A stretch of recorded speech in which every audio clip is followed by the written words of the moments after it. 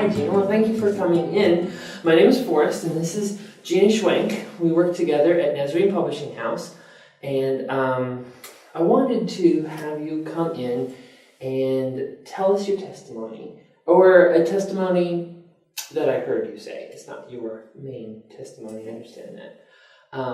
But I heard a cute little story, and I wanted to share it with other people, mostly because my little video interview thing, I'm calling Discipleship Video Online, and I want people to learn from it, grow from watching my videos, either people that are struggling with their faith, or just need something to listen to, maybe as a video devotional. So I wanted you to share your story about what happened many years ago with your son. Yes. And maybe people can be touched by that. So share with us your story, please, if you would. Well, this is about Jeff when he was 14. Your son? My son Jeff, yes.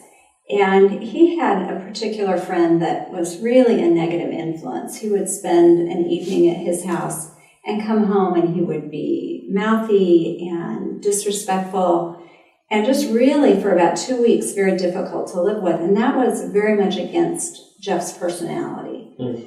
And one night in particular, this young man was having an overnight for his birthday, and I took Jeff to the party, really not wanting him to be there, but knew that there were several other boys who were there, and thought, well, we'll just give it one more shot. Well, I got back home, and there had been a voicemail left on our answering machine from this young man, and he said, well, I was sick today, but my mom said I could still have the overnight.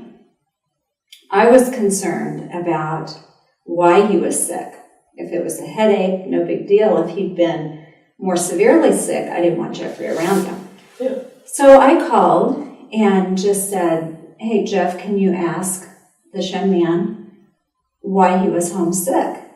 And so Jeff turned to him and he said, hey, my mom wants to know why you were sick.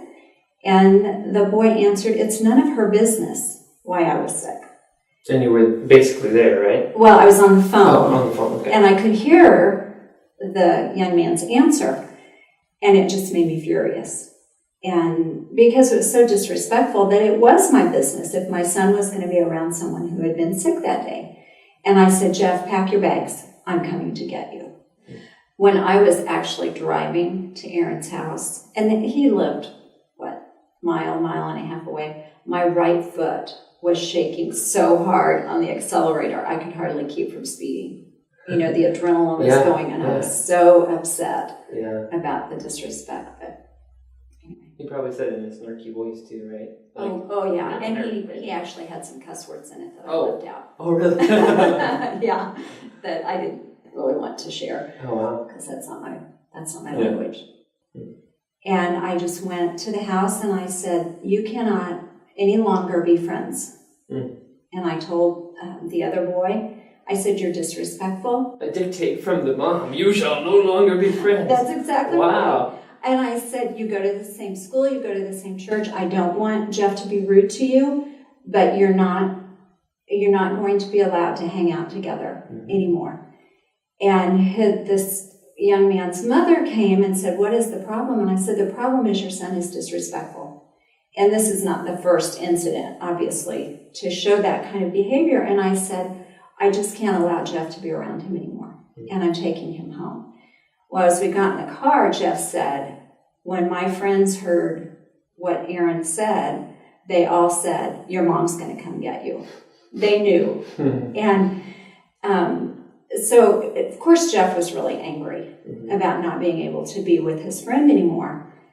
But I just said, that's one of my jobs as mom. Well, fortunately for us, the next Sunday, there was an infant dedication. And so I saw that it was on the program, and I said, Jeff, I want you to listen to what I promised God that I would do in raising you. When you dedicated your son? When I dedicated him, yes. And one of the lines in there is to keep him from evil associates and behaviors.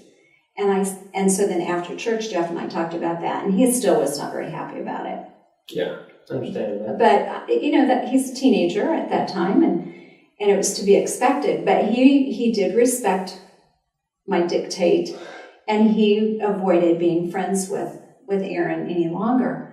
Years later, after Jeff had graduated from college, and he had seen the life that this boy lived, he ended up being an alcoholic, addicted to drugs, and couldn't keep a job. He really struggled, and I think he eventually kind of pulled himself together, got back to the Lord and whatever. But Jeff said, I'm so glad that you kept me from running around with him, because he continually got in trouble in high school and beyond. And so it was hard, because his mother was a friend of mine. And it was hard to make that decision, but it was the right thing. And it certainly proved to be beneficial for Jeff. Wow. Did he, how long do you think it took him for him to realize it? And is that about the same time that he admitted it to you, or does I think, Aaron was a year older. And so at the end of that year, Aaron went on to high school. Jeff stayed at the junior high. And so that kind of helped to break that friendship. And then I think Jeff probably realized within about 3 or 4 years that it probably was a good decision. But he didn't really appreciate the decision until he was probably close to 20, 21, when he saw the life that Aaron was leading and how destructive his choices had been. Right. Well, that's really cool, and I'm sure you feel like a good mom for at least that point. So and it has proven to be beneficial on a lot of levels with Jeff as he's grown and matured in his faith, and he has seen how important decisions are that you make now and how they affect you later.